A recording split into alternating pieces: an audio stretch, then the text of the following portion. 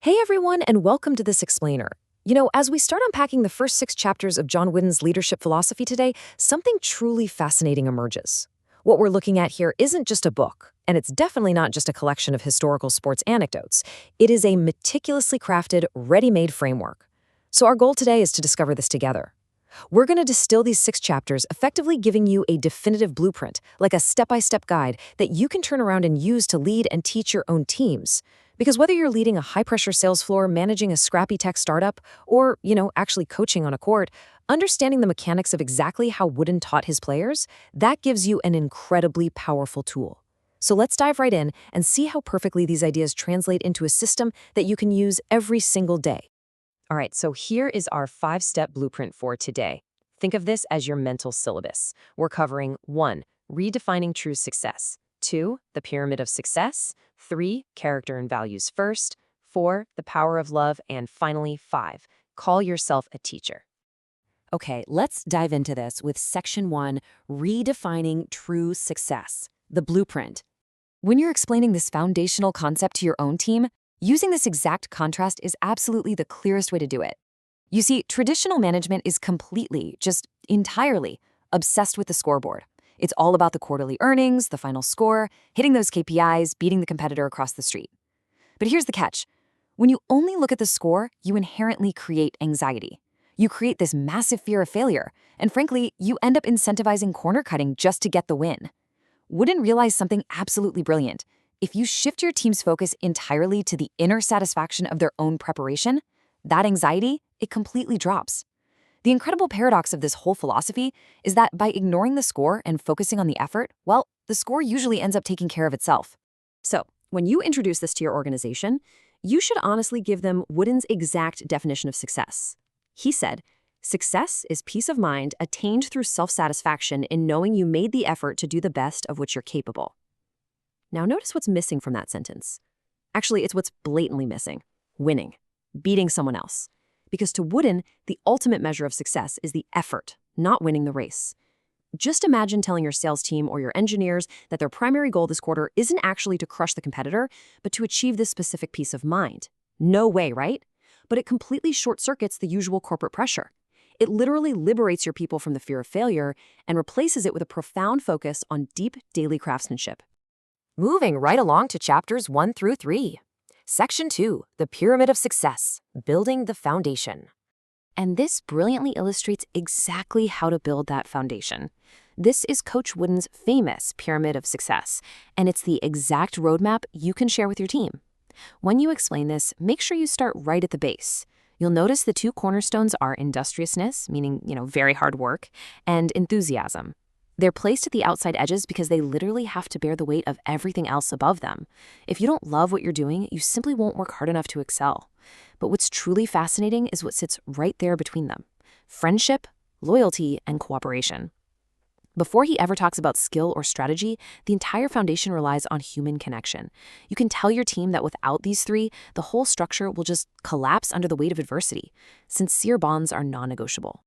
Now, as you guide your team up the tiers of the pyramid, you hit self-control. This is a massive teaching moment for your team. You have to remind them that they cannot control the market and they cannot control the opponent. They can only control themselves.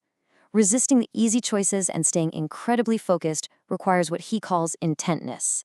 Then, moving up, we reach the true heart of the pyramid: mental and moral condition, skill, and crucially, team spirit. Notice how team spirit is positioned right near the very top. Wooden defines this not as simple cheerleading, but as a profound, genuine willingness to sacrifice personal glory for the welfare of all. Make sure your group understands that this team-first mentality is the actual engine that drives a group to competitive greatness. All right, transition time. Section 3, Character and Values First, Selecting Your Materials. When you teach this concept of selecting your materials, you absolutely must anchor it with this incredible story from chapter 4. So Wooden was recruiting a high school star. Actually, scratch that. He was a generational talent. Wooden visited the young man's home, but during the conversation, the recruit was incredibly disrespectful and just outright rude to his own mother, essentially telling her to shut up. Well, without missing a beat, Wooden politely ended the meeting, walked away from top-tier talent, and never offered the scholarship. Why? Because, as he put it, if he couldn't respect her, how could he possibly respect me when things got tough? The core lesson here to share with your fellow leaders is really about contamination. Get this, that highly talented recruit actually went on to play for a rival team and even beat UCLA a few times. But Wooden, he didn't care at all. He was delighted he hadn't brought him on. Tell your team this. If you compromise your culture for a brilliant jerk, they act as a repellent. They will eventually drive all your good, hardworking people away. Protecting your organization from contaminated values is your primary job. Because if you hold the line, good values become a magnet, and good values attract good people. Which brings us to Chapter 5. Section 4. The Power of Love, the Mortar. When you get to this point in your own presentations, I want you to pause and ask your team this exact question. What is the most powerful four-letter word in leadership? It is a fantastic way to build tension in the room. You'll probably get guesses like work, or grit, or data, or exec. Let them guess for a minute. The actual answer, coming from one of the most famously competitive, hard-nosed coaches in sports history, usually shocks them. The word is love. I was so struck by how genuinely he believed that you have to deeply, truly care for the people you lead. You can illustrate this to your team by sharing the story of his team captain, Eddie Sheldrake. In 1950, Eddie's wife became severely ill right before a critical road trip. Eddie, being fiercely loyal to his team, packed his bags and wanted to go play the game anyway. But Wooden stepped in and explicitly forbade him from going. He literally forced his captain to stay home and care for his sick wife instead of playing a game. Showing your team you care about them as human beings isn't soft. It is the absolute strongest mortar you can possibly use to bind a team together. Moving into Chapter 6, Section 5. Call yourself a teacher, assembling the team. So, the crucial point is, when you are equipping your peers and your managers, give them this toolkit, this mental checklist for how they should actually go about teaching their teams. First, rely on personal demonstration. You cannot simply mandate behavior. You have to model it.